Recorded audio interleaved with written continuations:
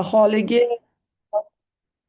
psixologik yordam ko'rsatish to'g'risidagi eslab qolishingiz kerak 989 sonli 24-yil 5-noyabrda qabul qilingan qonun 2-fevraldan qonun kuchga kirgan, amal qilishi kerak bo'lgan. Shunda xudo xohlasa keyin Sog'liqni saqlash vazirligi tomonidan buyruq ham berilgan, milliy standartlarni, ya'ni umumiy psixologiya bo'yicha milliy standartlarni ishlab chiqilgan 400-qaror.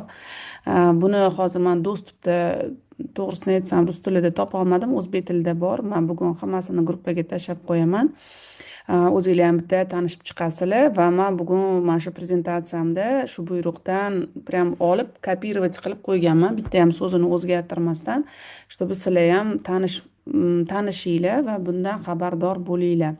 Bu talablardan, aynan o'sha talablarni sizlarga ham hozir ko'rsataman. O'zi bu buyruqda ikki xil talablar qo'yilgan, ya'ni sog'lom insonlar bilan ishlaydigan psixologlar uchun talablar bor va meditsina sohasida, ya'ni vrachlarga qo'yiladigan talablar ham bor. Ya'ni shunaqa bironta bir muammosi bo'lsa, psixologik, psixik, ruhiy kasalliklari bo'lsa, ularga qanaqa yordam ko'rsatilishi haqida alohida u buyruqda ikkita как бы bo'limi bor.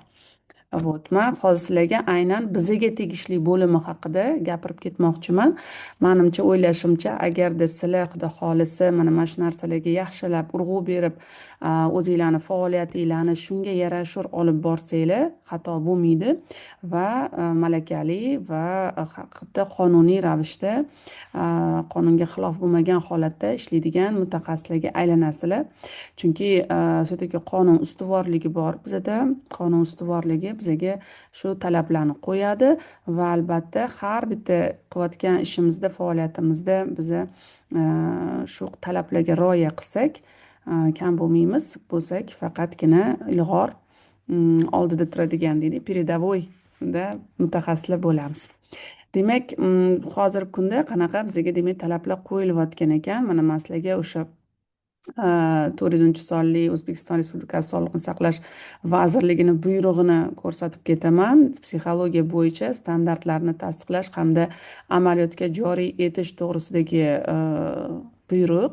Bu buyruq birinchi galda biza sizlarga o'xshagan mutaxassislarni faoliyatini tartibga soladi.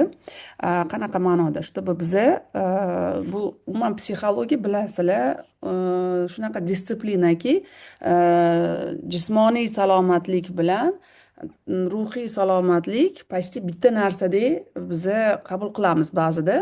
Ayniqsa o'sha ruhiy kasalliklar bilan ishlaydigan, ruhiy kasalliklarni davolash bilan shug'ullanadigan vrachlar ruhiyatni jismoniy tanadan ajratmasdan unga nima deydi, yondoshishadi.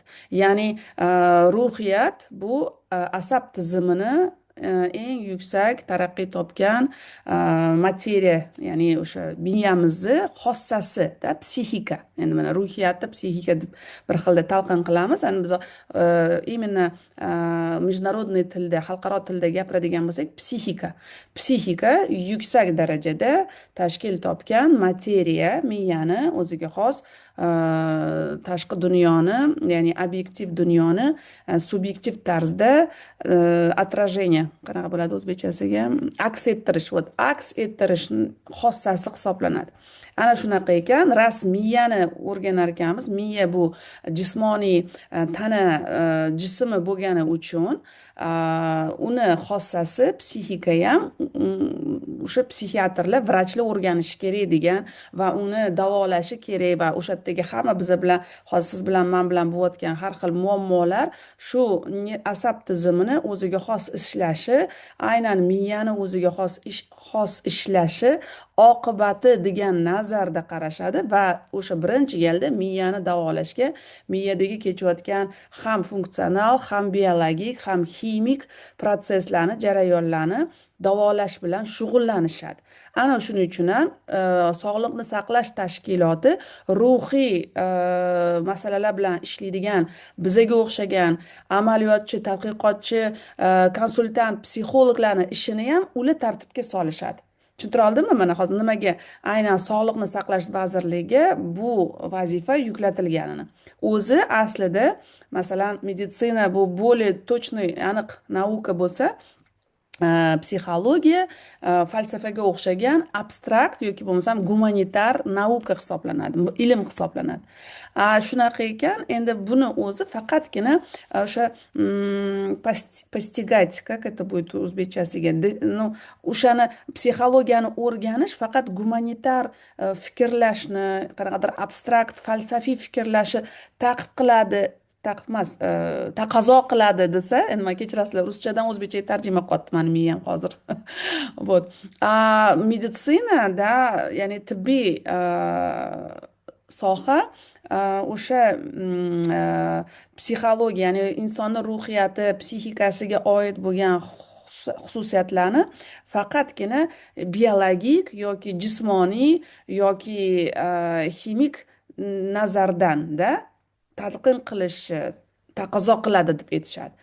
Biza sizlar bilan hozir mana ras shunaqa ekan, bularni hozir zamon talabiga mos ravishda haqiqatda hozir ko'proq miyani xususiyatlari o'rganilyapti, neyropsixologiya, psixofiziologiya ko'proq o'rganilyapti, neyroanatomiya, neyrobiologiya ko'proq o'rganilyapti.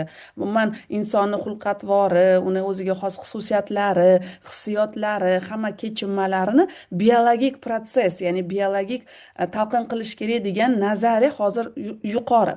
Именно bio-psixo-sotsialniy qarash, yondashish, ya'ni bio-psixo-ijtimoiy yondashish hozirgi kunda birinchi o'rinda turibdi. Shuning uchun ham mana O'zbekiston Respublikasining Sog'liqni saqlash vazirligi bizani sizlar bilan qiladigan ishimizni tartibga solyapti. Tushuntirib bera oldimmi? Обратный связь bormi? Tushuntira oldimmi? Nimaga biza bu narsalarni hozir Va alaykum assalom, va alaykum assalom. Tushuntirib bera oldimmi? Nimaga Sog'liqni saqlash tashkiloti bizani boshqaryapti? O'zi aslida unaqa bo'lishi kerak emas. Tushunarli, ustoz, tushunarli. Aslida unaqa bo'lishi kerak emas, chunki mana Milliy universitetimizning domlalari все-таки gumanitarniy fan, psixologiya, uni faqat gumanitar tarzda o'rganish mumkin, til orqali o'rganish mumkin, falsafiy qonuniyatlar orqali, psixologik qonuniyatlarni o'sha bizani o'sha eng yuqori psixik funksiyalarimizdan bittasi bu nutq bo'lsa, o'sha nutq orqali o'rganish kerak. Nutq qonuniyatlari, psixologiya qonuniyatlari, falsafa qonuniyatlari, inson xulq-atvori qonuniyatlari hammasi faqat gumanitar o'rganish kerak deyiladi. Aslida mana hozir Sog'liqni saqlash tashkiloti va Sog'liqni saqlash vazirligi bunga qarshi. Bular har doim bir-biri bilan urushib katta bo'lishadi degan aka-ukalarga o'xshaydi. Ana o'sha bitta oila, lekin aka-ukalar urushib katta bo'lishadi, talashib. Mayli, shunaqa ekan, endi men просто aytib ketdim bu narsani, chunki bu biz uchun qiziq bo'lishi kerak. Ertaga baribir qanaqadir munozaralarda sizlar bu narsaga to'qnash kelasizlar. Lekin meni vazifam sizlarga bu narsada mana shu ham bu tomonni ham bu tomonni inobatga olishni iltimos qilaman. Demak, shu buyruqda nima yozilgan? Mana uni ham bandlari bor, o'zini как бы punktlari. Ana shularda mana masalan yozilgan. Psixologik yordam ko'rsatish usul va vositalarini, psixologik muammolarni hal qilishdagi samaradorligini tegishli ilmiy adabiyotlarda tasdiqlangan bo'lsa, ruxsat etilgan hisoblanadi. Siz qolib ketibdi. Ya'ni hozir bizani sizlar bilan o'rgangan mana shu New o'quv markazida hamma amaliyotlarimiz, usullarimiz, vositalarimiz, ya'ni o'sha instrumentlarimizda mijozi holatini A tochkadan B tochkaga olib kelishga yordam beradigan hamma amaliy bilimlarimizni biza ma'lum bir dunyo miqyosida tasdiqlangan va ham ilmiy ham amaliy nazariyalarga asoslangan va o'sha tadqiqotlarda qilinayotgan usullar samarasi tasdiqlanib empirik deyiladi. Empirik tasdiqlangan bo'lsagina biza sizlar bilan ishlatishga ularga huquqimiz bor ekan, haqqimiz bor ekan. Bo'lmasa mana butun buyruqda ham qonunda ham xuddi shu narsa yozilgan. Ya'ni qonunda aytilganki, milliy standartlar ishlab chiqilsin va o'sha milliy standartlarga asosan psixologlar faoliyat qilsin degan. Ya'ni qonunda hamma narsa mayda-chuyda yozilmaganda, buyruqda endi konkretniroq yozilgan. Lekin buyruq ham, qonun ham bitta qonuniy hujjat hisoblanadi, почти. Ikkalasi ham bizani faoliyatimizni tartibga soladi. Nima mumkin, nima mumkin emas, o'shani hammasini belgilab beradi. Shunaqa ekan, endi qaranglar. Значит, mana bu yerda aytilyapti. Bunga biza nima edi? Не можем это исключить, да, unaqa qila olmaymiz.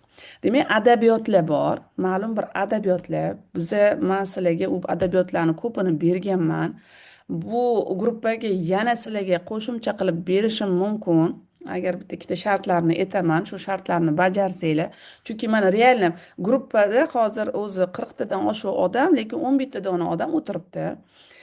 Men hammalardan bitta apros olaman, anketa olaman, testga o'xshagan narsa, test emas, aprosnik olamanda, shundan keyin men sizlarga o'sha kitoblarni bo'lishaman. Nimaga? Chunki qizg'anchiqman. Qanaqa ma'noda? Qizg'anchiqligim mana shunaqa vaqtimni ketkazib sizlarga, kuchimni ketkazib shu vebinar o'tkazib olmanmi? Sizlardan ham menga отдача bo'lishi kerak. Просто tak berib qo'ying, chunki baribir o'qimaysizlar o'sha kitoblarni, lekin aytib qo'yaman, bu kitoblarni o'qimasanglar ertaga malaka sertifikatini olishda sizlar qiynalasizlar birinchi galda, ikkinchi galda даже yiqilasizlar ham. O'sha malaka sertifikatlarini ola olmaysizlar. Mayli, erta-betta sizga omad kulib boqib siz bu joylarga ishga kirib olarsiz. Chunki malaka sertifikati faqatgina siz shaxsiy tartibda ishlasangizgina sizga olish majbur bo'ladi. O'sha orqali faoliyat qilish majburiy bo'ladi. Qonuniy tarzda bo'lmasam, sizlar qonunga xilof ish qilayotgan bo'lasizlar. Qochib yurguninglarcha endi qochib yurarsizlar balkim qonundan, lekin любой moment tutilib qolishinglar mumkin. Вот agarda biron joyga ishga kirib olsanglar, davlat yoki nodavlat korxonalarga va ular sizga javobgar bo'lsa, siz uchun, sizni faoliyatingiz uchun, unda boshqa gap. Lekin hozir men juda ko'p joydan eshityapman, что hattoki o'sha davlat va nodavlat korxonalariga, tashkilotlariga, firmalarga va hokazoda kompaniyalarga ishga kirish uchun ham malaka sertifikati so'ralyapti. Ana o'sha malaka sertifikatini qayerdan olasizlar, endi uni o'ylab ko'rishinglar kerak bo'ladi. Qanaqa qilib olishinglarni.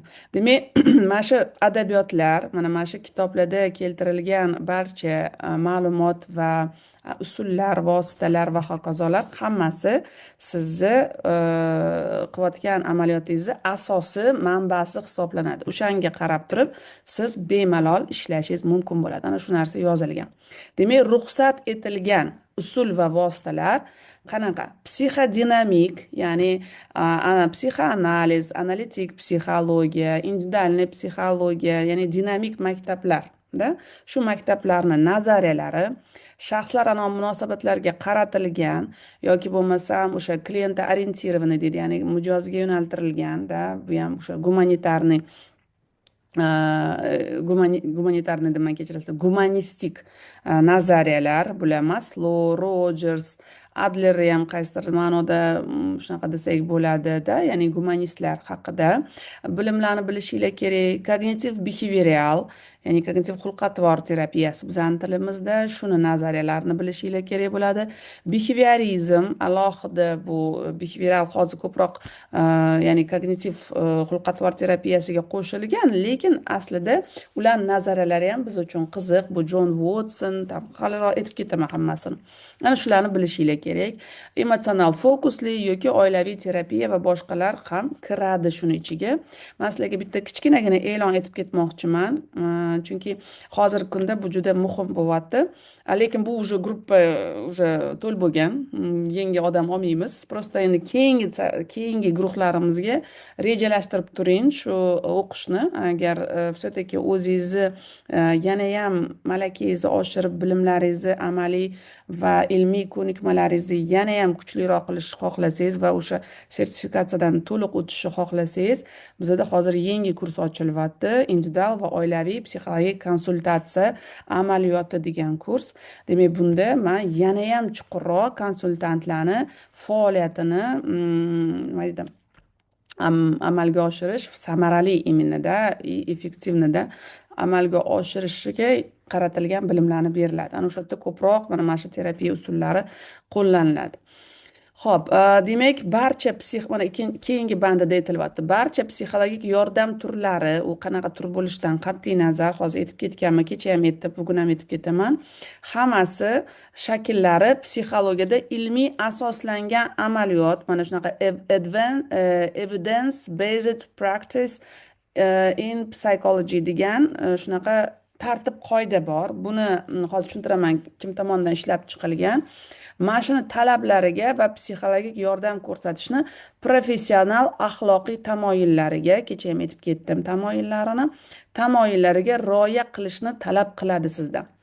Zarur bo'lganda psixologik yordam o'zaro hamkorlikka asoslangan yondashuv asosida boshqa mutaxassislar, shu jumladan ijtimoiy xodim, shifokor, psixiatr, fuqarolarni o'zini o'zi boshqarish organ vakilini jalb qilish orqali amalga oshirilishi kerak deyilgan.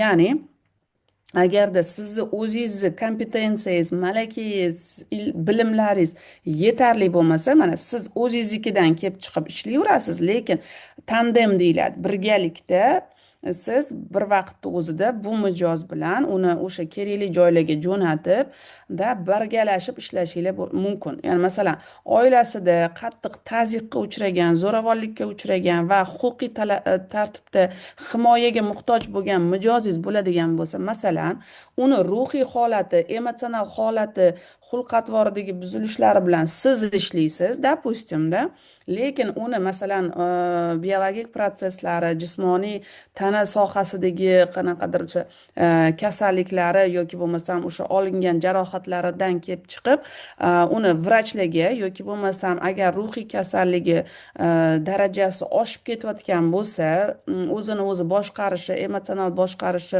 stressga chidamliligi juda pasayib ketgan bo'lsa, psixiatrga masalanda baravar olib boriladi bu ishlar. Yoki bo'lmasa mana shuni o'zini o'zi boshqarish organlari vakillari bilan birgalikda uni himoya qilib turib, baravar ishlashni kompleks tarzda amalga oshirish mumkin. Inshaalloh men shu narsani juda ham xohlayman. Kelajakda men albatta shu narsaga erishaman deb o'ylayman.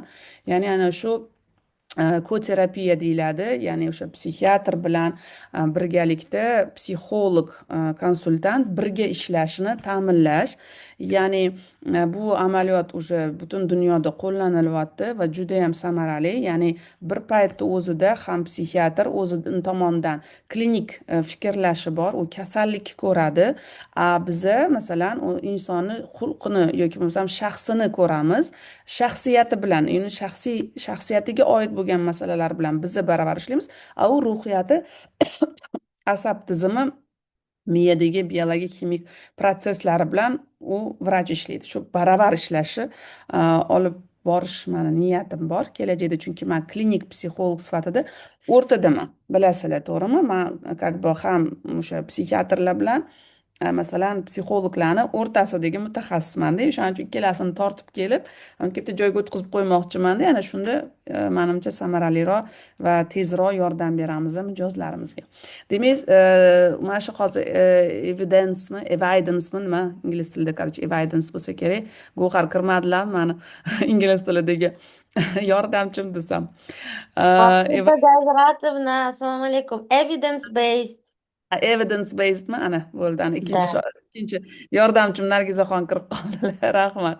Evidence based practice in psychology degan tartib bor, ya'ni ishlab chiqilgan, qisqartirilganda EBPP ekan. Bu psixolog tomonidan mijozga g'amxo'rlik qilish haqidagi qarorlarni qabul qilishda uchta asosiy element, ya'ni ongli bo'lishi, ya'ni bilishi, mijoz nima u bilan o'tkazyapsiz, siz o'zingiz qanaqa mutaxassissiz, qaysi yo'nalishda, qaysi maktabni chuqurroq o'rgangansiz, hozir u bilan aynan qaysi usulda, qaysi vositalar orqali ishlayapsiz, shu narsani bilishi kerak. Ongli ravishda o'zi nimaga kelgani sizni oldingizga, nima ish qilayotganini, qanaqa yo'llar bilan maqsadlariga erishmoqchiligini anglab turgan bo'lishi kerak. Mana shu birinchisi elementi. Ikkinchisi, aniq bo'lishi kerak qilayotgan ishlaringiz, sizni ishingiz o'sha asoslangan, ham qonuniy tarzda, ham ilmiy tarzda tasdiqlangan amaliyotlar bilan birga o'tkazilayotgan bo'lishi kerak, aniq bo'lishi kerak. Nima deydi, oldi qochdi gaplar, qanaqadir ezoterik yoki parapsixologiyadan o'rganib olgan tushunarsiz bilimlar, bilmayman, chakrologiya, numerologiya, meditatsiya, peditatsiya qiladigan narsalar, unaqa narsalar naukada, ya'ni ilmda tasdiqlangan bazasi praktichески yo'q. Umuman, mana topib bersanglar, isbotlar, mana Maqsuda, mana bitta numerologiya bu ilm, ta'limot, mana universitetda o'rganiladi, Mirovoy universitetda masalan. Buni bazasi, mana bunaqa nauchniy nimalari bor, tasdiqlangan, как это, tadqiqotlari bor, исследованиялari, dissertatsiyalar, nima edi, akademik tadqiqotlar bor deb isbotlab bersanglar, balkim ishonaman. Rostdan ham siz aytayotgan o'sha meditatsiyalar va hokazolar, bular ilmiy tasdiqlangan qanaqadir amaliyotlarligini va ularni qo'llashingiz mumkinligini endi mayli. Ustoz, Da. ustoz, shu yerda bitta savol berib ketsam maylimi? Hozir Mayli. aytayotganingizdek keyin men avvallari xuddi anaqa mak kartalar shunaqa deb o'ylardimda, men bu darsni o'tmaguncha mak kartalarim hali tasdiqlanmagan, ilmiy anaqa deb o'tmagan deb o'ylar ekanman. O'sha ham qanaqadir yarim emasmi? Misol uchun mak kartalar qanaqadir men uchun bir ilmiy anaqa emas-da, qanaqadir bir ishonchim unaqa yo'q. Qarang, bu yerdachi mana bunaqa sporniy momenti bor. Hamma mak kartalar ham ilmiy tasdiqlanmagan. Mak kartalarning turi ko'p. Lekin mak kartalarni proyektiv metodika sifatida ishlatish ilmiy tasdiqlangan. Aha. Ya'ni mana Okey. misol uchun mak kartalar bu har xil ovqatlar deylik, masalanda. Mana oshni ilmiy tarzda o'rganib chiqilgan deylik, qanaqa qilinishida masalan deyapman-da endi hozir. Uni juda ko'p tadqiqotlar o'tkazishgan, shu aynan mana shunaqa tayyorlash eng zo'r osh chiqadi deyilgan bo'lsa, bu chunki klassika. Endi oshni har xil turlarini hamma o'ylab chiqyapti. Hindistonda, Pokistonda, Samarqandda, Buxoroda, tam va hokazo. Ularni endi ular o'rganilmagan. Именно mana shu osh zo'rligi, именно shu osh sizga qanaqadir bir kuch berishi o'rganilmagan. Klassik osh o'rganilgan. Masalan, bilmadim endi bittasini olishganda, o'shani yaxshilab o'rganishganda, bitta chust oshimi yoki bo'lmasa o'sha Samarqand oshini bittasini o'rganishganda, o'shanga mablag' yetgan, o'shanga vaqt yetgan, o'shanga kuchi yetgan tadqiqotchinida hamma oshlarni o'rgana olmagan. O'shaning uchun hamma oshlar tiqilib yotibdi, lekin ular o'rganilmagan, bitta osh o'rganilgan. Bo'ldi. Xuddi shunaqa mak karta ham. Ya'ni это klassikalari bor. Persona, ko'p. Manada eng ko'p o'rganilganlari, eng ko'p tadqiqotlar o'shalarda o'tkazilgan va ularning samarasi ko'rsatilgan. Qolganlari mana har xil chizilganlar bor, so'zlar yozilganlar bor, ular o'rganilmagan. Misol uchun bir xil kurslarda yoki o'zimizda darslarda mak kartani tanlanglarda shunga qarab holatlarni aniqlaydi. Shu vaqtgacha hech bitta mak karta men anaqa qila olmaganman. Ya'ni o'zimni o'sha mak kartada ko'rdim, tam menga o'sha qanaqadir hissiyot berdi. Hech bir mak karta menga bir anaqa qilmaydi-da, bilmayman nimagadir. Chunki siz bilan mutaxassis ishlamaganda. Mutaxassis ishlasa, keling xohlasangiz bir kun nima qilib ko'ramiz, eksperiment qilib ko'ramiz, o'zingiz keyin aytasiz. Chunki aytdachi o'zini tartib qoidasi bor, ilmiy tasdiqlangan tartib qoidasi bor. Agar shu tartib qoidasi buzilsa, hech qanaqa samara bo'lmaydi. Bu degani, mana sizni qo'lingizda kapgiringiz bor-da, lekin u bilan ishlashni bilmaysiz, kapgir просто matoh bo'lib yotaveradi. Tipi shunaqa narsa u ham. Okey. Shunchaki Bo'ldi. instrument. Uni instrumentni olib ishlatsa, uni ustida tadqiqot o'tkazilsa va uni o'rganilsa, natijalari o'rganilsa, bu ilmiy tarzda, yana u katta tanlanmada o'rganilishi kerakda. Masalan, Hmm. ko'plik bu 7 milliard odam bo'lsa, tanlanma deyiladi, vыборка deyiladi. Bu narsani masalan, O'zbekiston miqyosida faqatgina masalan 5 millionda o'rgansa bo'ladi. 7 milliardda emasda, 5 millionda masalan. Hmm. To 5 million ham bu amaliy mashg'ulotni qilishga juda ham qiyin. Endi 5 millionni ham olamiz deb faqat O'zbekistondagi faqat bir xil masalali ayollarni olamiz. Masalan, o'ziga bo'lgan bahosi juda past bo'lgan ayollarni oldik. Masalan, o'sha 5 Hmm. milliondan bir 1 millionini yoki bo'lmasam 500 mingini ajratib oldik va o'sha 500 Hmm. mingida endi o'tkazib ko'ramiz. Bu endi yil talab qiladi, tam qanaqadir muddat talab qiladi. O'rganamiz. Mana o'sha kartalar bilan ishlaymiz-da, har bittasi shu bank kartalar orqali, masalan, persona orqali bitta amaliyotni o'tkazamiz yoki ikkita amaliyotni o'tkazamiz yoki uchta algoritmni o'tkazamiz, чтобы endi qanchalik ko'p amaliyotlar o'tkazib tasdiqlasak, что makkartadan olingan qanaqadir javoblar makkarta orqali, то есть undan emas, orqali olingan javoblar mana shu ayollarni, aynan o'ziga past baholi ayollarni nima sababdan o'ziga past bahosi borligi va buni qanday to'g'rilashi mumkinligi haqida savol qo'yilgan bo'ladi. Ana o'shanga Hmm. javob berdi deb 500 ta ayolni 2-3 yilda o'rganamiz. Hmm. Masalan, har xil treninglar o'tkazamiz, boramiz, har bittasini o'tkazamiz. Erta bitta mutaxassis ishlamaydi, bitta olim ishlamaydi-da. Masalan, magistrlar ishlashyapti deylik. 4 ta 5 ta magistr bitta bo'lib qilishadi. Bu dissertatsiya ishiga keyin yoqlashlari mumkin. Mana Hmm. ko'proq bunaqa masalalarni Nargizaxon Alimuhammedova aytib berishlari mumkin, chunki imенно ilm bilan shug'ullanadilar ular va o'sha dissertatsiyalarni ishlash bilan.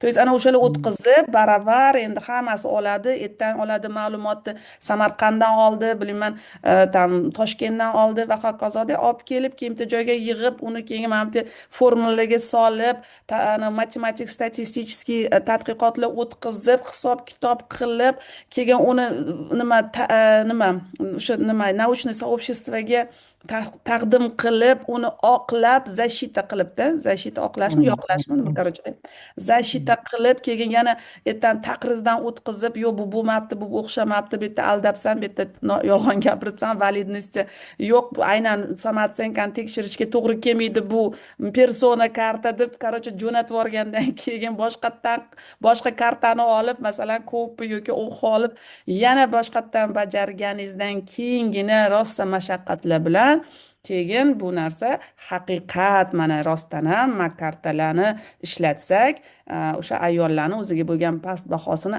anglashda, hali uni korreksiyalashmas yoki bo'lmasam to'g'irlashmas, anglashga хотя бы erishdik degan narsani yoqlab chiqishimiz mumkin.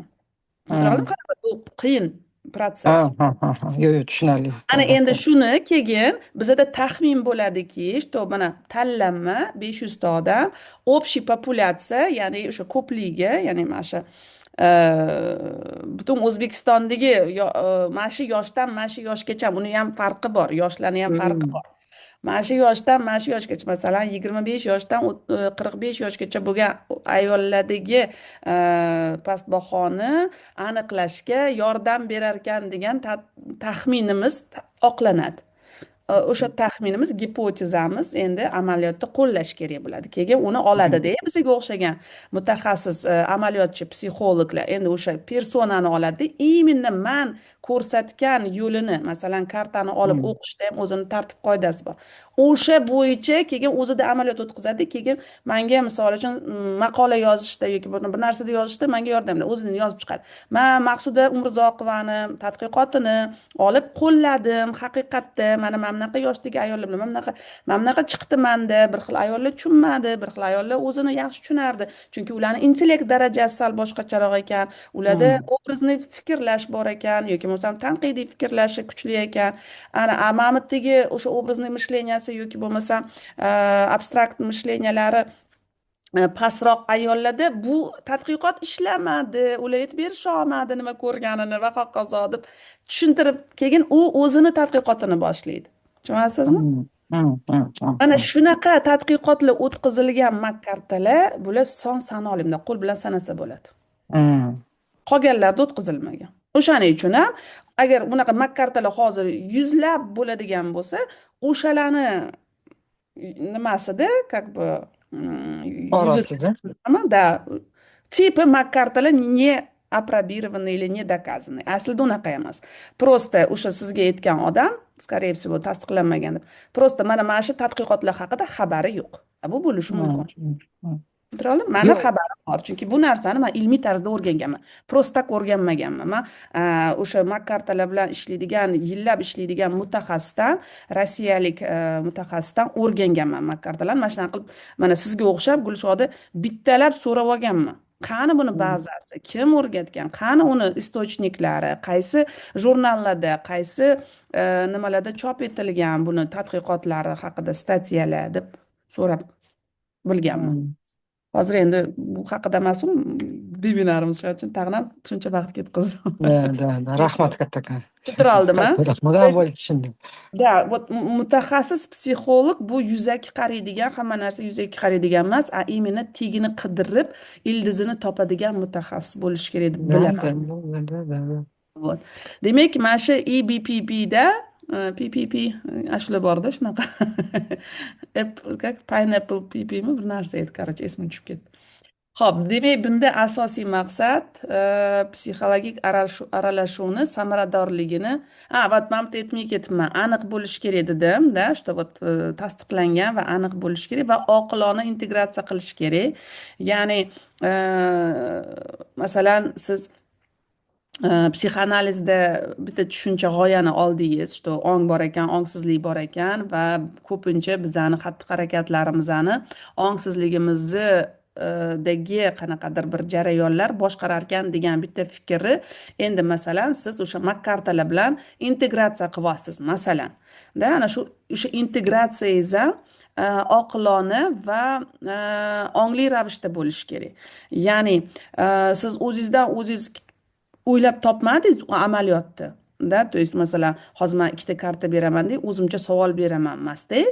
Все-таки bu amaliyotda bu algoritmni faloncha pismadoncha mutaxassislar ko'p qo'llagan, o'sha qo'llaganiga qarab turib mana bunaqa xulosalar chiqqan. O'shaning uchun mana bu yoshdagi ayolga mana bu kolodani ishlatganim ma'qul. Bu yoshdagi mana bu bolaga masalan mana bunaqa kolodani ishlatganim ma'qul. Chunki bularni amaliy qanaqadir yoki ilmiy tasdig'i bor. Mana shunda shu ishlaydi, bunda bu ishlaydi degan sizda integratsion fikrlash bo'lishi kerak. Ya'ni duch kelgan odamga duch kelgan kolodani ishlatib yubormaslikda, mana shu ma'noda deyilyapti. Xo'p, bu eng yaxshi ilmiy tadqiqot natijalarini psixologning klinik ekspertizasi bilan mijozning xususiyatlari, madaniyati va afzalliklari kontekstida birlashtiradi. Ya'ni bu baza bizda hozir qo'llanilishini sababi Amerika psixologlar uyushmasi bor. U butun dunyoda ma'qullangan talablar, qoidalarni ishlab chiqqani uchun biz ham o'shanga orqa qilarkanmiz O'zbekistonda. Ya'ni chunki juda ko'p tadqiqotlar именно Amerikada o'tkazilgan. Finansirovanyasi ham zo'r bunaqa tadqiqotlarni Amerikada. Shuning uchun psixologiya, psixoterapiya, psixologik konsultatsiya ham oilaviy, ham individual aynan Amerikada juda ham rivojlangan. Shuning uchun biz ham ularni tadqiqotlariga orqa qilar ekanmiz. Chunki qancha mana Yevropaniki bor, Rossiyaniki bor, ulardan ham biz ko'p narsa o'rganganmiz. O'zi aslida biz o'sha paytlar Sovet davrida Rossiyani qaramog'ida bo'lganimiz uchun keyin 90-2000-yillarning ham boshlarida все-таки biz ko'proq rus olimlarini nazariyalarini o'rganganmiz. Haligacha mana men universitetimizda rus olimlarini ko'proq o'rganishadi. Lekin mana hozirgi kunda zamonaviy O'zbekiston все-таки ko'proq g'arbga, aynan Amerikaga yuzlanyapti va uni amaliyotlarini o'rganyapti. U paytlar Sovet davrida bu ikkalasi qarama-qarshi maktablar bo'lgan bir-biriga-da.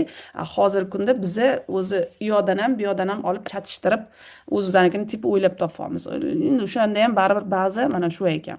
Bu yerda aytilyaptiki, farqi yo'q. U Amerikada o'ylab topilgan amaliyotlar bo'lsa ham biz O'zbekistonga integratsiya qilib, modifikatsiya qilib o'zgartirib kiritishimiz mumkin. Mana bizani bitta domlamiz milliyda juda ham zo'r, menga yoqdi ularni imенно podachalari. Zuhra opa sotsial psixologiya, oila psixologiyasidan zo'r mutaxassislar aytyaptilarki, mana ko'p narsalar, ko'p o'sha mana misol uchun sistemniy oilaviy terapiya degan usul bor. Ana shuni ko'p amaliyotlari O'zbekiston miqyosiga почти to'g'ri kelmaydi. Lekin biza sizlar bilan mutaxassislar o'shani nazariyasini tushunib turib, o'zimizni kallamizda переварить qilib, chiroyli qilib bu yoqqa chiqarib berishimiz kerak. Chunki u tadqiqot o'tkazgan, chunki u isbotlab bergan nazariyalarini qaysidir ma'noda unaqani nima deydi, juda chuqur tadqiqotlar o'tkazmagan bo'lsa ham, ancha muncha olim sifatida hissa qo'shgan ilm fani psixologiyani rivojlanishiga. Demak, o'shani olib turib, endi bizani o'zbek tiliga o'giramiz, o'zbek tiliga tarjima qilamiz degandagi, prosta tarjima emasda, именно bizani mentalitetimizga, bizani madaniyatimizga, bizani insonlarni mijozlarni fikrlash doirasiga qarab turib, endi to'g'rilab jo'natishimiz kerak. Mana shu siz bilan bizani ishimiz. O'shaning uchun ham biz ko'pchilik mana Freydni yoki bo'lmasam Jungni nazariyalarini biz qanaqa qilib kirgizamiz, ular masalan libido deyapti, ular jinsiy maylni olg'a suryapti yoki bo'lmasam qanaqadir ruhiy bir qanaqadir ilohiy bir nimalar bilan fikrlayapti, tam что ruh tam tug'ilar ekan qayta bir nima deganlari bor ekan deb ana shularni nazariyasini endi biz kerakli joyini olamiz, qaysidir ma'noda ozgina o'zgartirib O'zbekiston aholisiga tatbiq qilishimiz kerak по сути. Mana shu bilan ham shug'ullanadi bizani psixologlar, endi majburmiz, boshqa ilojimiz yo'q. Xo'p, endi tak nima qildim? Keyingi masala. Mana shu buyruqdan ketyapmiz. Juda vaqtimiz ko'p ketib qoldi-da, gap so'zga. Значит, psixologlarga qo'yiladigan malaka talablari qanaqa ekan? Birinchi galda qonunchilikka qarab biza yordam ko'rsatishda aholiga mana shu talablarga asosan qilamiz hozir. Значит, psixoprofilaktika bilan shug'ullanamiz, psixologik ko'rik, kecha aytib ketdim, psixologik reabilitatsiya, psixologik korreksiya, psixologik konsultatsiya va psixologik treninglarni o'tkazishimiz mumkin. Shular uchun biz muntazam ravishda malaka oshirishda o'tishimiz kerak. Ya'ni bunga hali aniq bir sifra qo'yilgani yo'q. Nechta malaka oshirgan sertifikatimiz bo'lishi kerak, necha soatli akademik soatli malaka oshirgan sertifikatimiz bo'lishi kerak, hali aniq emas. Lekin mana masalan har safar siz malaka oshirganlik haqida mana bitta diplomga yopishib olmasdan malaka oshirganlik haqida sertifikatlaringiz bo'lsa, bu mana sizni qonuniy tarzda o'sha buyruq talablariga asosan ishlayotganingizni ko'rsatib beradi. O'shaning uchun sertifikat olayotganinglarda akademik soatlari bormi? Kim beryapti bu sertifikatni? Duch kelgan onlayn kurslar bo'ladi-yu, anaqa paloncha pismadonchiyevani prof kursi, paloncha pismadonchiyeva ishlab chiqqan tam bir balo kurs, o'zingga bir balo qil, undoq qil degan, короче, bilmayman. O'shaqa kurslarni biz ham oldin olib yurardik. Aqlsiz bo'lganimiz uchun, bilmaganimiz uchun. O'shanaqalarda vaqtinglarni ham, pulinglarni ham ketkazmaslikni talab qilaman va iltimos qilaman, chunki sizlar bizani studentlarimiz. Boshqalarga aytayotganim yo'q, faqat bizani studentlarimizga jonim achiydi mani. O'shaning uchun qayerdan olyapsiz bu ma'lumotlarni, bu ilmni kim beryapti, qanaqa tashkilot, uni litsenziyasi bormi yoki yo'qmi? U mutaxassislar o'zi qayerda o'qigan, o'sha sizga ilm berayotgan, kimni shogirdi, shunaqa narsalarni o'rganib bilib turib, bundoq farqlashni o'rganinglar endi. Sizlar duch kelgan odam emassizlar endi. Sizlar massa emassizlar. Sizlar alohida ajralib olgansizlar. Sizlar farqiga borasizlar. Qayerda ilm, qayerda sharlatanstvo, qayerda infotsiganstvo-da, o'shani farqiga boradigan bo'lishinglar kerak. O'shaning uchun malaka oshirganlarda, da. Shu yerda shuni bitta savol to'g'ri kelyapti, shuni berib yuborsam. Siz shularni gapiryapsiz-da, Norbekov akademiya haqida nima deysiz? Bunda olib qaraganda o'zi Norbekov birinchilardan anaqani kirgizib kelgan-ku, bunda ommaviy psixologiya. Norbekov endi meni bilishim bo'yicha ular все-таки yaxshi mutaxassis, ilmiy darajalari bor. Shuning uchun ham Norbekov akademiyasi, men bilmayman nima imенно o'tishadi. Bitta bizada kursdoshim borlar, o'sha yerda ishlaydi. Bilmayman aynan nimani o'rgatadilar. Lekin menimcha ularni ilmiy darajalari bor. O'shaning uchun juda ham yaxshi asoslab ilmiy anaqalardan keltirib Da, aytyapmanku O'zbekistonga o'sha moslab ilmiy anaqa darajalari borligi uchun ham aytyapmanda.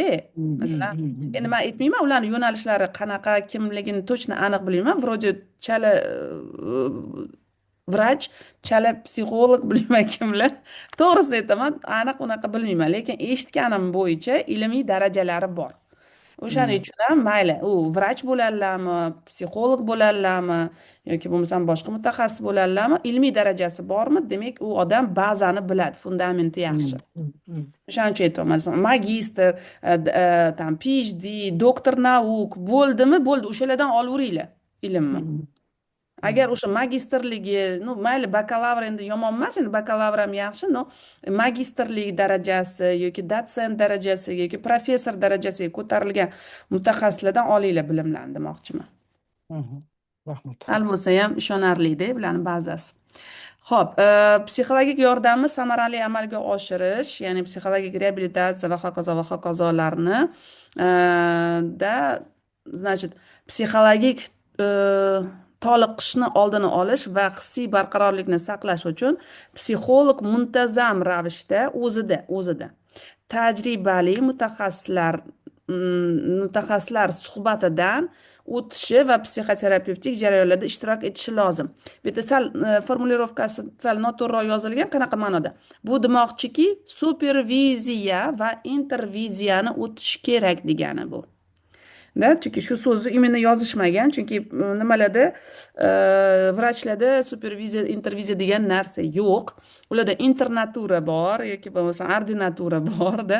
Вот interviziya, superviziya yo'q. Lekin o'sha ordinatura, internaturasi ham ular ham bitta anaqaga kurator qilib beriladi ularga, bitta vrachda, ular o'shani ketidan yurib o'rganishadi. Nima to'g'ri, nima noto'g'ri qilayotgan ishini tekshirib turishadi. Qanaqa ukol qilyapti, qanaqa mijozni ko'ryapti, patsient ko'ryapti va hokazo.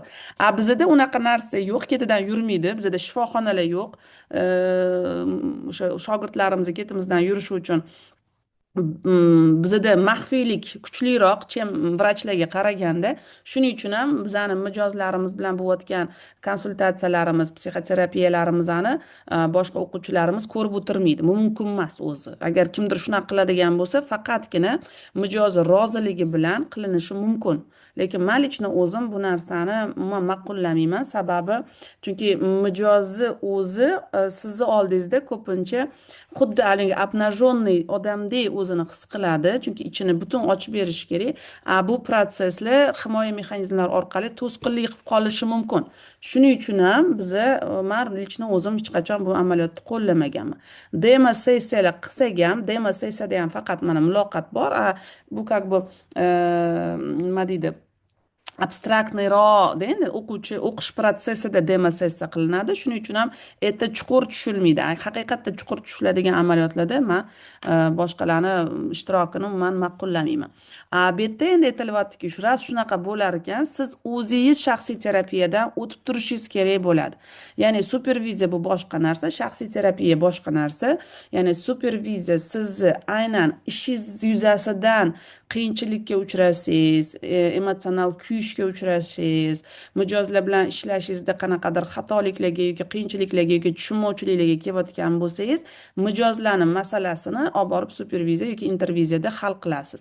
Superviziya bitta odam sizga faqatgina yo'naltirilgan o'sha tavsiya, maslahatlarni yoki sizni qaysidir tomonlaringiz, xatolaringizni ko'rishda oyna bo'lib beradi.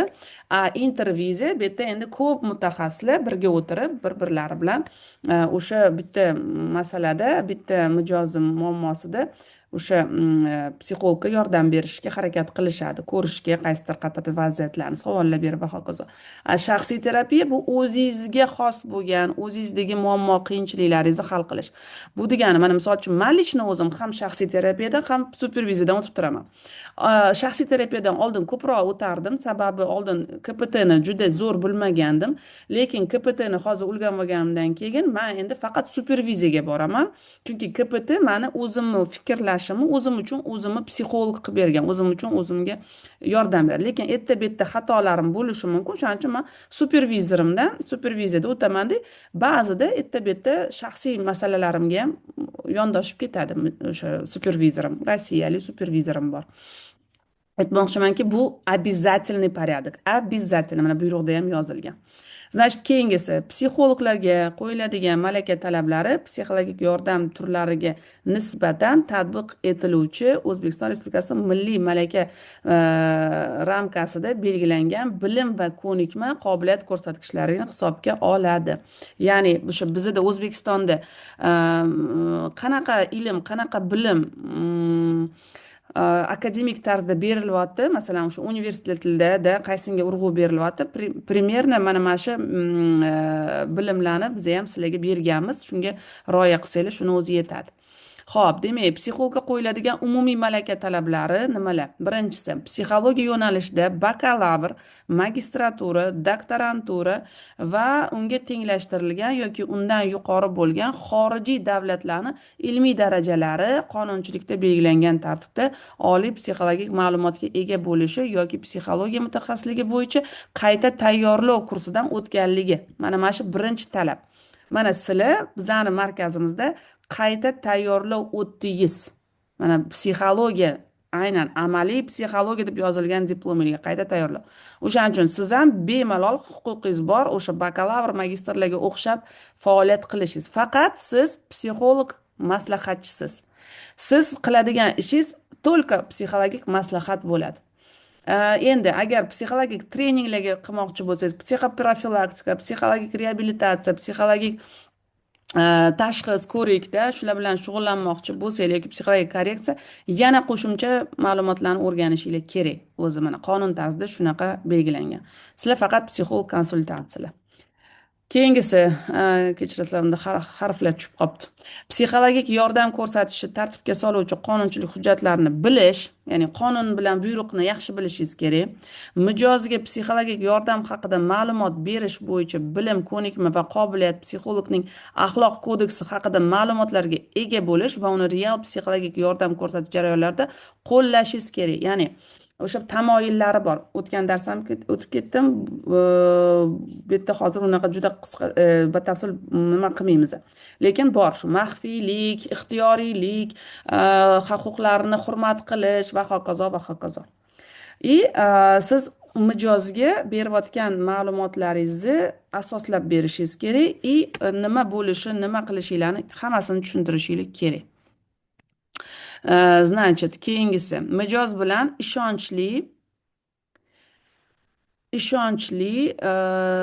va hurmatga asoslangan munosabatlarni o'rnatish, faol tinglash bo'yicha ko'nikma va qobiliyatlarga egalik qilish, psixologik yordam turi va shakliga mos hujjatlarni yuritish bo'yicha malaka va ko'nikmalarni o'zlashtirish, shaxsiy va kasbiy o'zini o'zi rivojlantirish, takomillashuv bo'yicha bilim va ko'nikmalarni egallashingiz kerak. Короче говоря, постоянно o'zingiz ustingizda ishlashingiz kerak. Har bitta qilayotgan ishingizni javob berishingiz kerak bo'ladi. Ertaga hamma narsa shular so'raladi. Psixologik konsultatsiya bilan shug'ullanuvchi psixolog, mana sizlarga tegishli joyini olganman, chunki yerda ko'p narsa alohida psixologik ko'rik bilan shug'ullanuvchi psixolog, psixologik korreksiya bilan yoki bo'lmasam trening bilan shug'ullanadigan hammasiga alohida bor. Men faqat sizlarga tegishlisini oldim.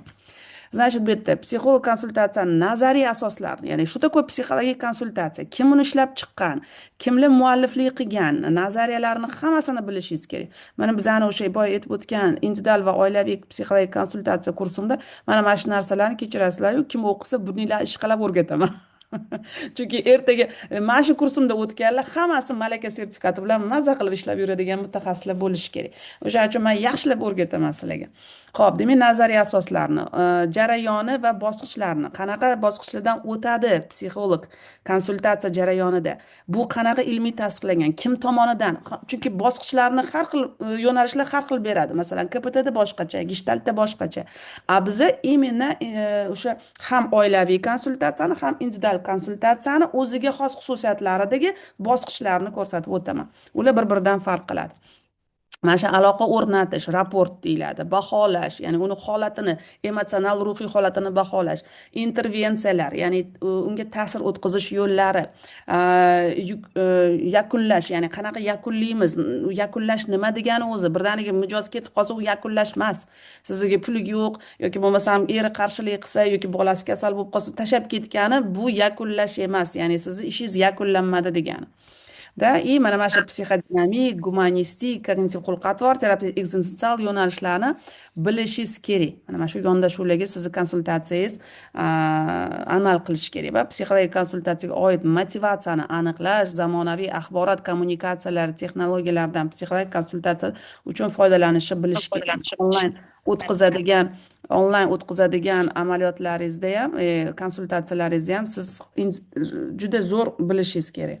Individual va guruhiy konsultatsiyalarni har bir mijozni ehtiyojlari va xususiyatlariga moslashtirib o'tkazish, sessiyalar tartibini ishlab chiqish, asosiy mavzular va konsultatsiya maqsadlarini aniqlash, konsultatsiya usullarini tanlash va taxmin farazlar shakllantirishda mijozni ijtimoiy madaniy xususiyatlarini hisobga olish, mijozi ehtiyojlari, qadriyatlari, resurslari va ichki ziddiyatlarini aniqlash uchun usul va texnikalarni qo'llash, kerakli kompyuter dasturlari, axborot kommunikatsiya texnologiyalari va onlayn konsultatsiya tizimida foydalanish ko'nikmalariga ega bo'lishingiz kerak. KPT kursimda o'qigan shogirdlarim manimcha bor bu yerda, Marziyani ko'rdim boya.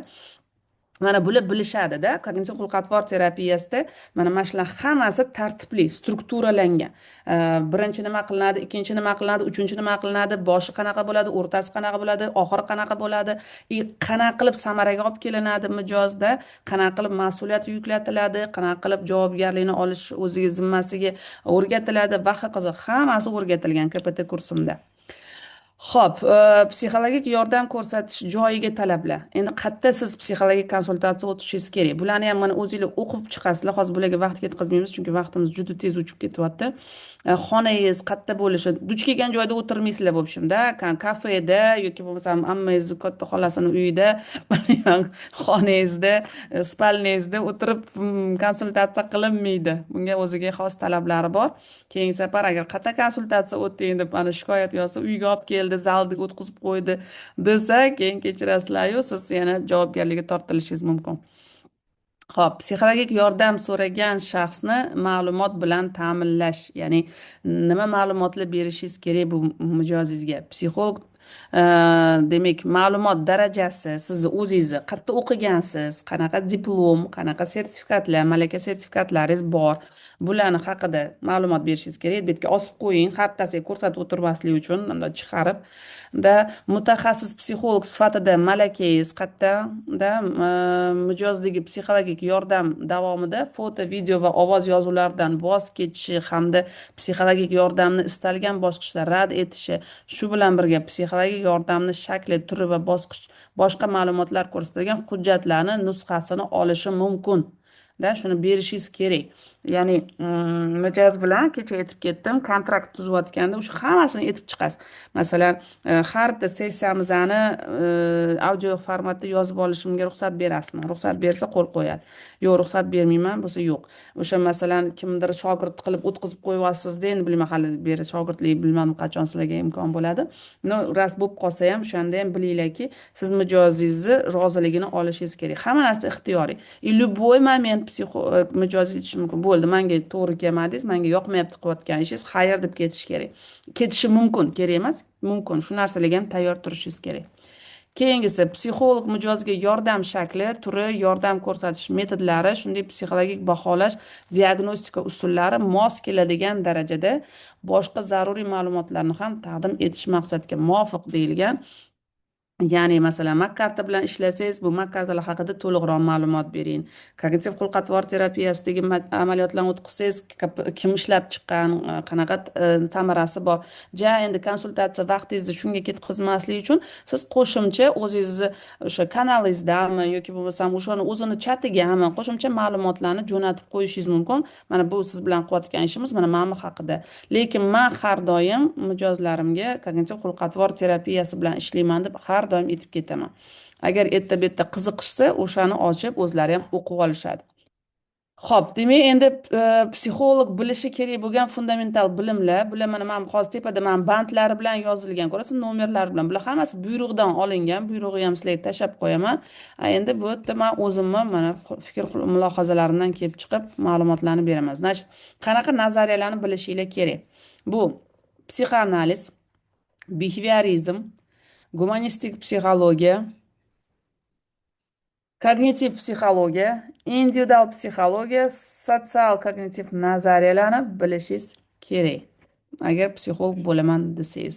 Bularni hammasini biz nimada Nuveda o'rgatganmiz, ko'rsatganmiz. Inson rivojlanish shaxsiyati haqida, ya'ni yosh davrlar psixologiyasi, rivojlanish psixologiyasini bilishinglar kerak. Mana Vygotsky, Piaget, Erikson, G'oziyev va hokazolarni siz aynan ta'limotini bilishinglar kerak. Undan keyingisi shaxsiyat psixologiyasi nazariyalari, ya'ni katta beshlik modeli, Kettel, Leongard, Eysenck, temperament xarakter testlari, oprosniklari hammasini bilishinglar kerak.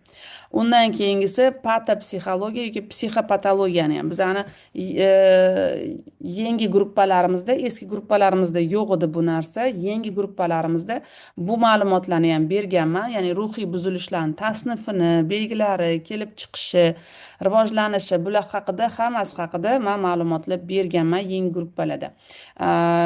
Balkim eski gruppalarimiz uchun ham bitta dars qilarmiz bu haqida kerak bo'lsa. Значит, psixodiagnostika va o'lchov metodologiyasini ham bilishinglar kerak. Ya'ni psixometrik tamoyillar, birinchi sizni o'tkazayotgan hamma so'rovnomalaringiz, testlaringiz, proyektiv metodikalaringiz hammasi valid bo'lishi kerak, ya'ni o'lchov to'g'ri bo'lishi kerak. Ya'ni aynan shu, mana masalan, emotsional holatida, masalan, tushkunlik holatini tekshiryapsiz. BDI degan Aaron Beck kognitiv xulq-atvor terapiyasini muallifi tomonidan ishlab chiqilgan va butun jahonda qo'llaniladigan, tasdiqlangan so'rovnoma bor. Ana o'sha so'rovnoma valid hisoblanadi. Ya'ni tushkunlikka aynan aniqlab beradi. Lekin mana misol uchun xavotirni aniqlab berishga o'sha boshqa so'rovnoma bor. Bu ham o'sha validligini bildiradi. Aynan tekshirilishi kerak bo'lgan narsani tekshirayotganini bildiradi. Ishonchli bo'lishi kerak, ya'ni tasdiqlardan o'tgan bo'lishi kerak. Klinik исследованиялар, tadqiqotlardan ham psixologikdan o'tgan bo'lsa, ana shu tasdiqlangan, ishonchli bo'ladi. Standartlashtirilgan, ya'ni har nima deydi, millatni ham o'sha madaniy, diniy har xil qarashlardan kelib chiqib standartlashtirilishi kerak bo'ladi. Ya'ni o'sha joyga moslashtirilgan bo'lishi kerak o'sha oprosniklaringlar. Bunaqa oprosniklarni sizlar universitetlarda o'qisanglar albatta berishadi yoki bo'lmasa men ham berganman. Nimalarni qarab chiqsanglar, o'qigan gruppalaringlarni, men tashlagan amaliyotlar nimalaringlarni o'qib chiqsanglar, shundan ko'rasizlar. Men bergan oprosniklarim hammasi ham validniy, ham ishonchli, ham standartlashtirilgan. Keyingisi diagnostik vositalar, ya'ni o'sha nima vositalardan foydalanasizlar? Intellekt, shaxsiyat, qobiliyat va ruhiy holatlarni baholash testlari, so'rovnomalari va proyektiv metodikalar. Shularni albatta bilishingiz kerak. Mana o'sha metodikalarni sizlarga qisqacha qilib mana ta'riflar bilan, nomlari bilan berganman. Ya'ni mana shu eng mashhuri bu MMPI. Men bu MMPI to'g'risini aytaman, o'zbek guruhlarida bermaganman, rus guruhlarida beryapman. Sababi MMPI juda ham katta so'rovnoma hisoblanadi. Uni o'rganish kerak bo'ladi. Alohida, menimcha, xudo xohlasa, agar kimga qiziq bo'lsa, menimcha alohida bitta dars qilinadi. Bu butun darsda bitta so'rovnoma hal qilinadi. Chunki bu har xillari bor, 500 ta savolliklari bor, 200 ta savolliklari bor. Har bittasini ko'rsatib chiqishim kerak. Mana masalan mini mult degani bor. Mini multni даже mana biza psixologik sud psixologik ekspertiza kursimizda o'sha mini multni ishlatganmiz. Chunki mijoz bilan 500 tani o'tkazish juda qiyin, lekin aslida mini mult unchalik tasdig'i kuchli emas, validnosti yoki bo'lmasam o'sha ishonchliligi kuchli emas. Вот MMPI o'sha 500 talisi, MMIL, SMIL va hokazo degan ruscha standartlashtirilgan variantlari bor. Ana o'shalar imенно haqqoniy obyektiv vaziyatni ko'rsatib beradi mijozda. U har xil shkalalari bor, xarakterni ham o'lchab beradi, nevrotizatsiyasini ham o'lchab beradi, yo'naltirilganligini ham o'lchab beradi, temperamentini ham o'lchab beradi. То есть bitta oprosnikda mijozni, o'sha shaxsini hamma aspektlari o'rganiladi. Bu juda katta, eng murakkab, lekin eng zo'r so'rovnomalardan bittasi hisoblanadi. Veksler shkalalari, ya'ni intellektni tekshirish shkalalari, bular ham sizlar bilishinglar kerak. Vekslerdan tashqari yana bor Ayzenki bor, Belovki bor. Bu ko'proq mana bu rus olimlarniki. Keyin как это Ravenniki bor, yana tak, o'zim ham esimdan chiqdi hozir, nomlari hozir. Ну, короче, juda ko'p. Raven, Wexler, ham bittasi bor, populyarность. Ну, ладно. Ну, nimada ko'rsanglar chiqadi.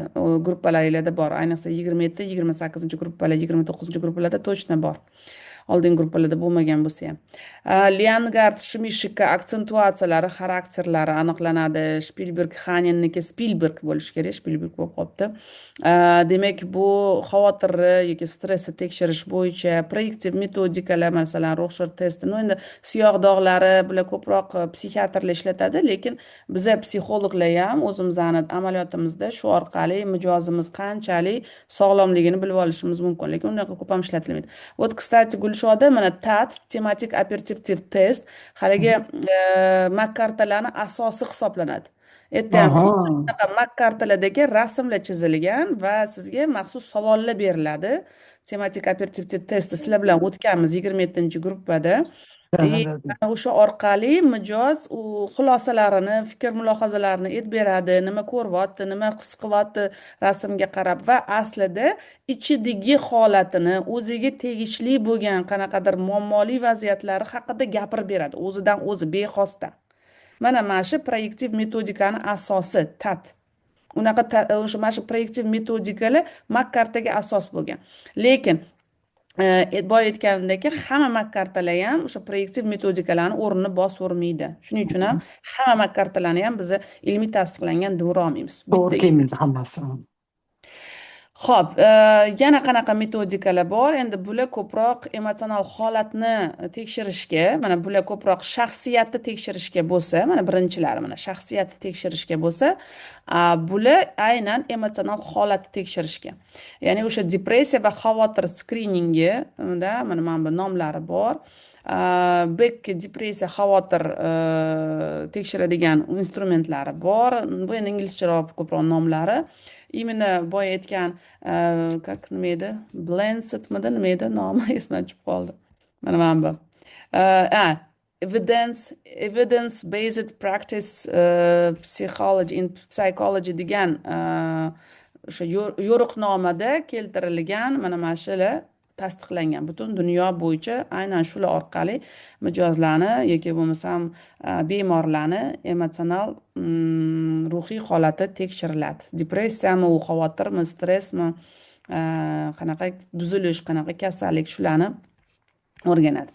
Xo'p, endi psixologik korreksiya va terapiya usullariga keladigan bo'lsak, nimalarni bilishingiz kerak? Demak, asosiy terapevtik yondashuvlar bo'la aytgandek, kognitiv xulq-atvor terapiyasi, Beck, Ellis terapiya usullari, mijozga yo'naltirilgan terapiya, kechirasizlar, noto'g'ri xato, Rojersniki, Gestalt terapiya, Perlskida, oilaviy guruhiy terapiyalar. Bular ko'proq oilaviy sistemli, ya'ni tizimli terapiyalar bor. Virginia Satir, Murray Bowen, mana shunaqalarni nazariyalariga asoslanadi.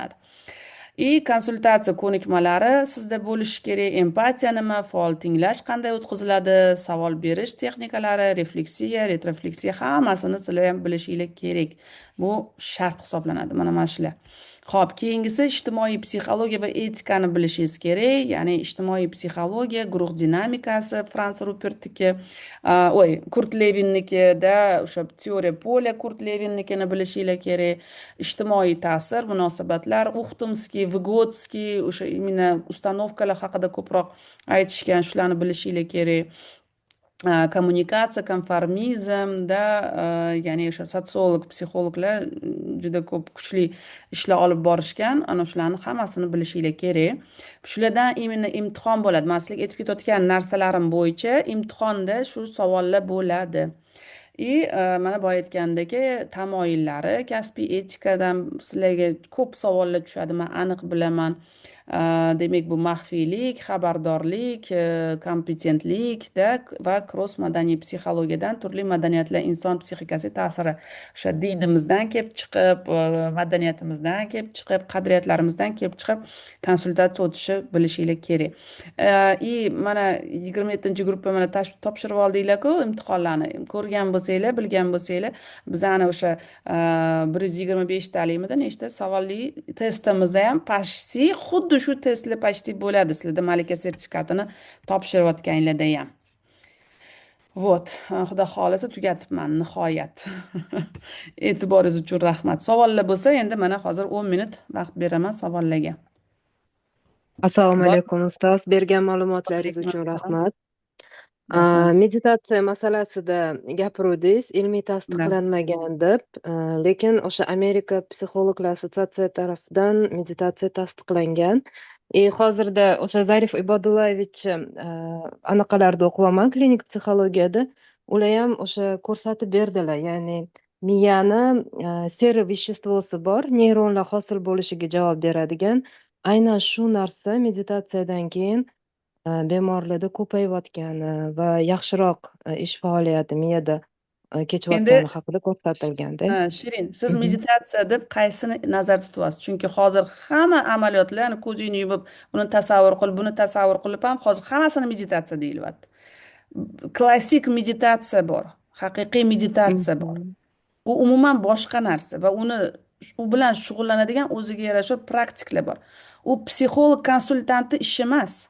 U psixokorreksiya bilan shug'ullanadigan psixologga ishi emas meditatsiya. Man meditatsiya deb man aytmoqchimanki, ilmiy tasdiqlangan psixolog konsultanti ishiga taalluqli demoqchiman. Tushunasizmi? Konsultatsiya jarayonida meditatsiyadan shug'ullanmaydi hech kim. Konsultatsiya o'zini mana vazifalari yozib chiqilgan.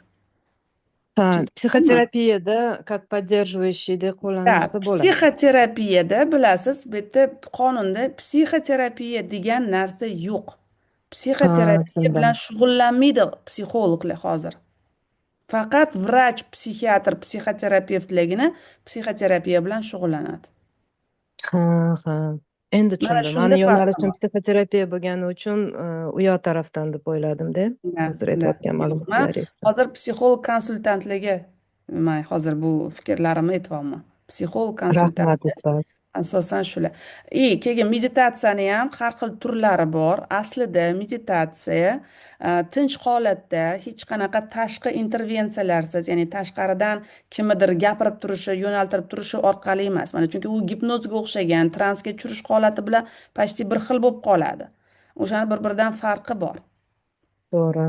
Uni ham sizga, naверное, tushuntirib berishadi, to'g'rimi? Zarif akalar tushuntirib berishadi. To'g'ri. O'zlarini o'sha meditatsiyalari bor ekan, o'zlari bemorlarga ishlatayotgan. U скорее всего qanaqadir gipnotik holatga tushiradi. Gipnotik holatga tushiradi. To'liq trans holat emas. Ana bu bizani intervensiyamiz, biz ta'sir qilyapmiz.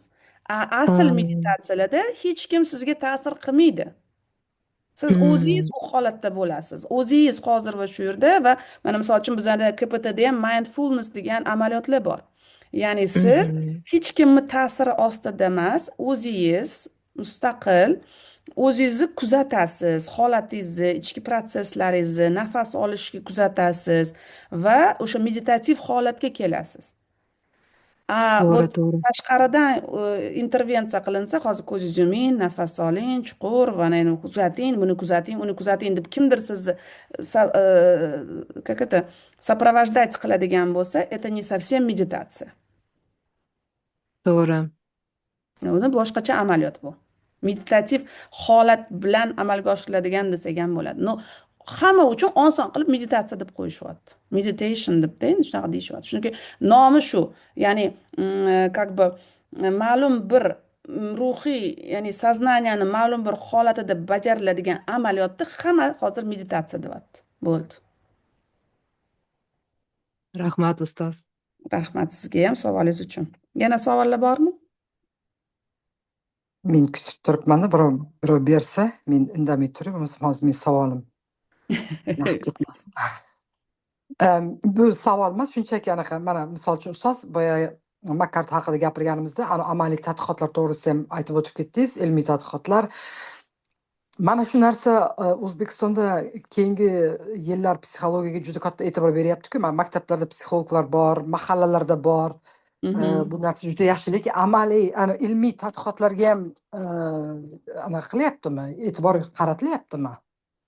Misol uchun hamma joyni o'zini muammolari bor. Misol uchun Yevropada boshqacha muammo, bizada ko'proq qaynona qaynota muammo, или там kelin qaynona mojarosi juda katta. Mana shularga moslab qanaqadir ilmiy tadqiqotlar olib borilyaptimi? Ilmiy tadqiqotlar rosa ko'p, lekin uni amalda qo'llash juda qiyin. Hmm. Uh, tak. Просто misol aytib o'tib ketaman. Mana bu yerda misol uchun korona bo'ldi, yaqinda bo'ldi-ku. Mana 5 yil oldin deylik, 5 yil oldin boshlandi, bir 2 yil davom etdi. Mana shu korona generatsiya degan narsa bor-ku, o'shalar to'g'risida Germaniyada judayam tez anaqada ilmiy olib bordi. Izlanishlar hali ham olib boryapti-yu, lekin maktablar uchun mana shu bolalar, mana shu sinfdan mana shu sinfgacha bo'lgan bolalar bilan boshqacha ishlashga yondash kerak degan anaqa tarqatilyapti. Ya'ni informatsiya, ma'lumot va o'shanga yarasha pedagogik anaqalar ishlab chiqaryapti-da. Chunki bunday o'ylab qarasangiz, korona bo'lganiga mana 2 yil, 3 yil bo'ldi. Shu orada shunaqangi tez so'rovnomalar olib borib, qanchadir misol uchun qanchadir bolalarni, qanchadir anaqalarni so'rab, ota-onalari so'rab, intervyular qilib, ya'ni demoqchiman, juda tez bu yerda tez anaqa bo'lyapti-da, ya'ni tez olib borib. O'shanga Chunki qarab muammolarni hal qilish. madaniyati, aynan madaniyati, psixologik yordam ko'rsatish madaniyati deymizmi-da, mana shu narsalar g'arbda, ayniqsa Germaniyada juda, Germaniya ham aslida psixologiyani rivojlangan beshigi desak bo'ladimi-da, kolibel deydimi, shunaqa joy edi. O'shaning uchun ham erta ular bilan bizani solishtirib bo'lmaydi. Bizada endi mana hozir ozgina bo'lsa ham ilm fanga e'tibor va ilm orqali ilmdan olingan ma'lumotlarni уже amaliyotda qo'llash endi juda ko'p. Mana man ko'ryapman o'zim ham, mana shu PhD domlalarimizni ham, magistr bizga dars kirayotganlarni ham hammasi asosan как бы o'tdim qilib o'tishganda shu tadqiqotlarini ko'pchiligi. Amaliyotda uni tatbiq qilishi bilmayman qanaqa qilishadi. Kstati, man sizlarga hozir gruppaga tashlab qo'yaman. Bitta ustozimizni hozir ular ham PhD qilyaptilar-da, dissertatsiyalari uchun so'rovnomalar ishlab chiqilgan. Ana shu so'rovnomalarni ko'rib chiqsanglar, o'zinglar o'tkazsanglar ham как раз sizlarga mo'ljallangan. Nimaga siz psixolog kasbini tanlayapsiz degan savollar va основnomda yoki tanladingiz degan. O'zingizni ham mana ko'rib chiqasizlar qanaqa qilib bu so'rovnomalar keyin hayotga tatbiq qilinadi. Bular endi o'sha psixologlarni o'qitishadigan ustozlar bo'lgani uchun nimaga aynan psixolog bo'lyapti inson, nimaga endi mana misol uchun biz ham ikkinchi mutaxassislik qilyapmiz-ku, ya'ni bitta mutaxassislikdan ikkinchisiga o'tyapmiz. Nimaga shuni tanlayapsiz? Shular haqida ma'lumot beradi. Hozir bir daqiqa. Tashlab qo'ying qizlarjonlar, hamma Onajon, so'rovnomada. assalomu alaykum. Yaxshimisiz? Hozir vebinarim tugasin, 2 minutda qilib yuboraman, xo'p onajon? 2 minut qol. Uzr, tashlab qo'yaman. O'zi shunaqa bizani xalqimizdan shunaqaga o'rgatish kerak edi. Mana shunaqa so'rovnomalardan aktiv bo'lishga, o'shandagina mana bu ichki muammolar, ichki nizolar yuqoriga chiqadi-da. Mana shunaqa so'rovnomalarni ko'proq qilib tursa, odamlarni aktivlashtirish kerak. Mana shular har biridan anaqa qilinglar, vaqt ajratinglar. 1 minut, 2 minut misol uchun bir xil o'tirishi mumkin, soatlab TikTok bir nimalarda. O'sha narsalar ilmiy anaqaga o'tkazsa zo'r bo'lardi-da. Вот o'shani aytmoqchimanki, bizda hali bu amaliyot o'shani tatbiq qilinmagan.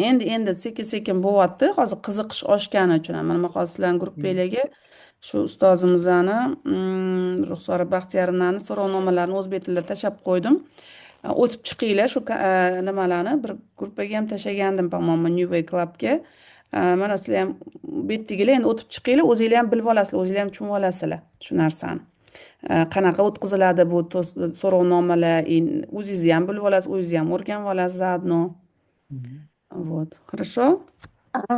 Maqsuda Garatmi, bitta gap aytsam bo'ladimi shu masalaga? Da. Assalomu alaykum, hurmatli qatnashchilar. O'sha ilmiy izlanish, evidence based, bu ilmiy tadqiqot metodologiyaga bog'liq. Har bitta disiplinada, ijtimoiy sohada o'zini research method, ya'ni o'zgacha tadqiqot olib borish standartlari bor, usullari bor. Eng asosiysi bu miqdoriy, sifatiy va aralash. O'zbekistonda bu shkola endi yaratilyapti. Ko'p tadqiqot institutlari o'zi vazifasi, man shu sohada mutaxassis bo'lganim uchun bitta javob etmoqchi edim. Izoh. Demak, o'sha tadqiqot usullarini yaxshi bilmagan turib опрос qilish ham достоверность validligisi kam bo'ladida. Endi mana исследователь, tadqiqotchi bor, doktorantlar ham shu mладший научный сотрудникka kiradi. Demak, shuni ham bitta juda ehtiyotkorlik bilan tadqiqotda hamma ham olib bormaydida. Shuning uchun unda ham o'zini o'sha Mutaxassislar kerak. mutaxassislik kerak, sertifikatsiya kerak. Qanchalik o'sha ilmiy tadqiqot metodlarini bilish, to'g'ri qo'llash, tuzish, savolnoma, masalan, structured observation bor, kuzatuv, shu usullarni bilib, farqini, qaysi metod qayerda qo'llanishi va uni tahlil usullarini, обработкасы ham kiradi. Shuning uchun O'zbekistonda bizda endi sovet davridan qolib ketgan kulturada bunaqa, o'sha Germaniyada nimaga bunaqa bor, bizda yo'q deganingizga javob qisman bizda sovetskiy shkolada закрытая экономика bo'lgan, современный методы исследования kam bo'lgan. В основном o'sha sovet davriga tegishli bo'lgan производствоga mo'ljallangan metod исследования ko'p qo'llanilgan.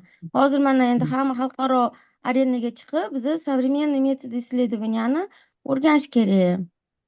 Da, Shu. to'g'ri. Da, hali bu qilinadigan ishlar ko'p. Bizlar endi mana sizlar ham balkim institutga kirib olsanglar, balkim sizlar ham ilmiy ishlar qilganinglarda o'zinglarni shu qanaqadir bir nazariyalaringlarni ilmiy tasdiqlab olishga harakat qilasizlar. Mana misol uchun menda ham hozir shunaqa niyat bor. Aytaman, mani hayotim 180 gradusga o'zgarib ketgan psixologiyaga kirganimdan keyin. Bir paytlar menda nauka bu oila bo'lgan, farzand tarbiyasi, kelinlik, nauka bo'lgan menda. Nauka darajasiga yetib chiqib, o'sha professor bo'lib oldim desamda.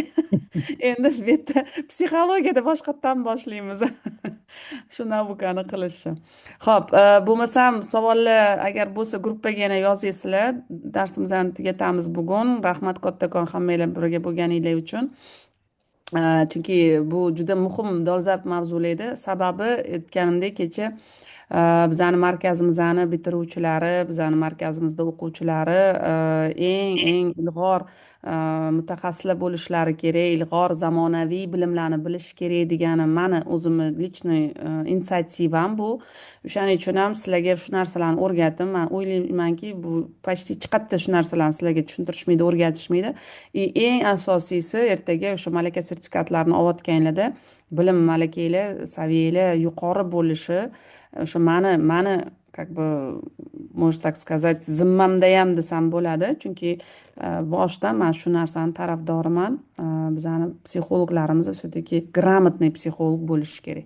Qilayotgan ishini ustasi bo'lishi kerak. Hali o'rganadigan, hali biladigan narsalar juda ko'p. Chunki men o'zim ham mana shuncha yildan beri kunim yo'q, bir narsa ilm o'rganmagan, mana kitoblar o'qimagan, bir nimalar yozmaganda kunim yo'q.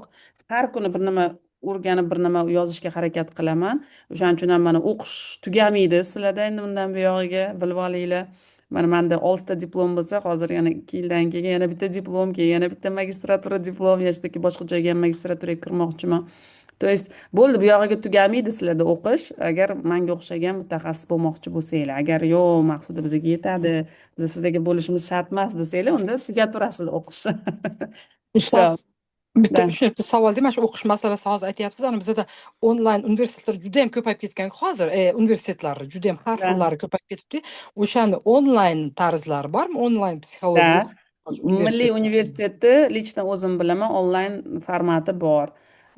Buxoro 100% davlat onlayn. universitetini ham onlayn formati bor psixologiyada, distansionniy nomlanadi, distansionniy. Lekin yerda kechqurungi o'qishlar ekan, kech paytda ekan, где-то bir 6lardami shunaqa boshlanar ekan adashmasam. Har kuni o'qish, как очныйga o'xshagan, но только очный emas, заочный, в смысле дистанционный, но har kuni o'qiladi. Demak, Milliy universitetga. Da, Milliy universitetda bor. Menimcha pedagogika universitetida ham bor. Yana qanaqadir profida ham menimcha bor, adashmasam, profida ham bor. Именно psixologiya fakultetlari va psixologik yo'nalishlarda distansionniy bor. Lekin har kuni o'qishingiz kerak. Zaochka tugadi, zaochka yo'q. O'zbekistonda endi biz mana oxirgi kirib olganlar bo'ldik zaochniga. Вот, вечерний bor и distansionniy bor. Endi вечерний bu kelishingiz kerak, a distansionniyda onlayn o'qisangiz bo'ladi. Все-таки o'quv Ma'lumotlarni yaxshi. ma'lumotlarni demak o'sha universitet o'zi olsa bo'ladida, to'g'rimi? Da, Hozir saytlari universitetni saytlari bor, kirib olsangiz bo'ladi. Hozir hamma narsa saytlar orqali amalga oshiryapti. rahmat kattakon. Hop, sizlarga ham rahmat. Sog' bo'linglar, salomat bo'linglar. Rahmat ustoz, Ustoz, ko'rishguncha. rahmat bergan bilimlaringiz uchun. Bu juda muhim, juda qimmatli aslida. Bizga Rahmat. ajratgan vaqtingiz uchun rahmat. Rahmat Rozi sizga. bo'ling. Sog' bo'linglar, salomat bo'linglar. Yangi nimalarda uchrashguncha. Men bu slaydlarni ham, zapislarni ham albatta tashlab qo'yaman gruppaga, chunki все-таки boshqa kirmaganlar ham har xil sabablarga ko'ra, uzrli sabablari ham bo'ladi, bilaman, ish payti. O'shaning uchun hammasini ko'rib chiqasizlar boshqatdan yana. Salomat bo'linglar, xayr hammaga. Rahmat, sog' bo'ling. Rahmat.